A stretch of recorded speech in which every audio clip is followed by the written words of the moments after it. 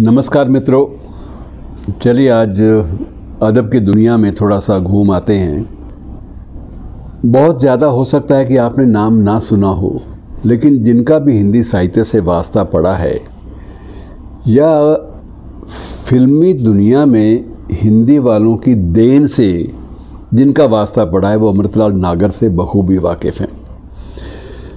मित्रों, इनके बारे में एक विशेष दिलचस्प बात ये कही जाती है कि स्वयं ये ज़्यादा नहीं पढ़ पाए थे, मैट्रिक पास थे, लेकिन इन्होंने हिंदी साहित्य की नाटक विधा, रेडियो नाटक, उपन्यास, इन तीनों में जो अपना योगदान दिया वो अपरिमित था।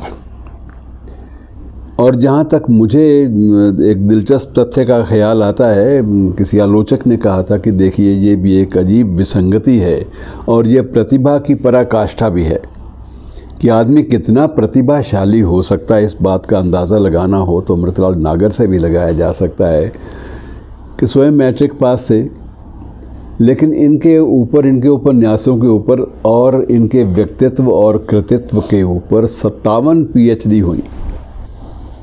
अब आप अंदाज़ा लगा लीजिए कि एक आदमी कितना महत्वपूर्ण हो सकता है। उसके लिए विश्वविद्यालय के प्रमाण पत्र या स्कूली प्रमाण पत्र कोई मायने नहीं रखते और वो इन सब से ऊपर उठ जाता है। और डॉक्टर रामविलास शर्मा सबसे ख़तरनाक आलोचक माने जाते हैं हमारे हिंदी में।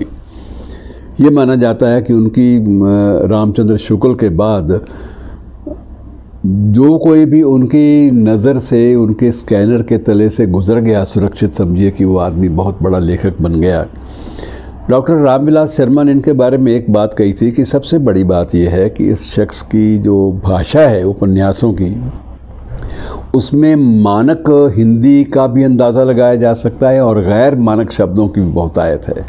दोनों की बहुतायत है और दोनों ही अपने चरम पे हैं।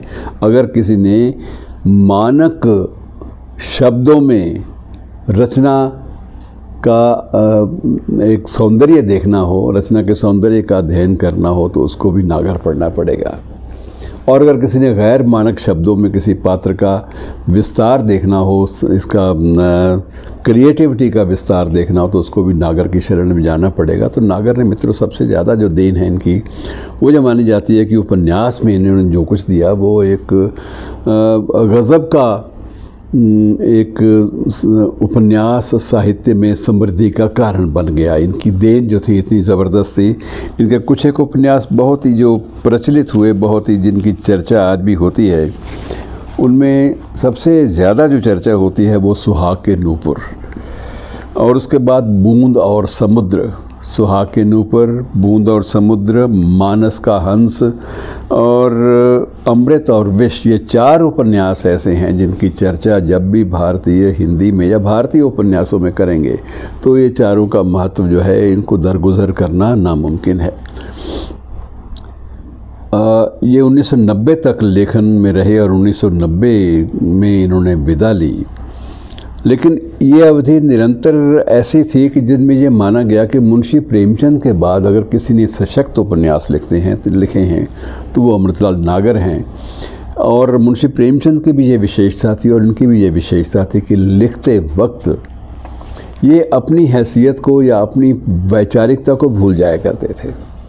अपनी वैचारिकता या अपनी सोच को पात्रों पर हावी नहीं होने देते थे, पात्रों पर लादते नहीं थे। पात्र अपने मौलिक रूप में विकास कर सकें, विकसित हो सकें, इस बात का प्रयास रहता था। और इसीलिए मुंशी प्रेमचंद महान उपन्यास सम्राट माने गए और इसीलिए अमृतलाल नागर को भी उपन्यासों की श्रेणी में प्रेमचंद के बाद कमोबेश सर्वाधिक श्रेष्ठ उपन्यासकार माना जाता है। और दूसरी बड़ी बात जो है इनमें ये थी, जो विशेषता जिसकी चर्चा मैं ज़रूर करना चाहूँगा, इन्हें पुरस्कार तो खैर सभी मिले ही, पुरस्कार तो मिल ही जाते हैं कि कई पुरस्कार ऐसे होते हैं कि ये शख्सियत जिसको पुरस्कार मिल रहे हैं, अगर उस शख्सियत को ना मिलते तो पुरस्कारों की अपनी जो है ना वो एक प्रकार से कमी मानी जाती। तो इसलिए ऐसी शख्सियतों के साथ किसी पुरस्कार का जुड़ जाना वो कोई लंबी चौड़ी बात नहीं होती। इन्हें पद्म भूषण भी मिला, इन्हें उत्तर प्रदेश का जो शिखर पुरस्कार है वो भी मिला, हिंदी संस्थान का, साहित्य अकादमी, और अन्य सभी क्षेत्रों में इन्होंने पुरस्कारों को तो अर्जित किया। वो तो एक सहज भाव से आते गए, जुड़ते गए, तो उन बातों का कोई विशेष उल्लेख करने का कोई लाभ नहीं है। लेकिन सबसे बड़ी बात यह है कि इन्होंने 3 वर्ष तक लगातार फिल्मों की पटकथाएँ लिखी, और जिन भी फिल्मों की पटकथाएँ लिखी वो फिल्में बहुत चली। मसलन एक कल्पना नाम की फ़िल्म आई थी, आपको याद होगा,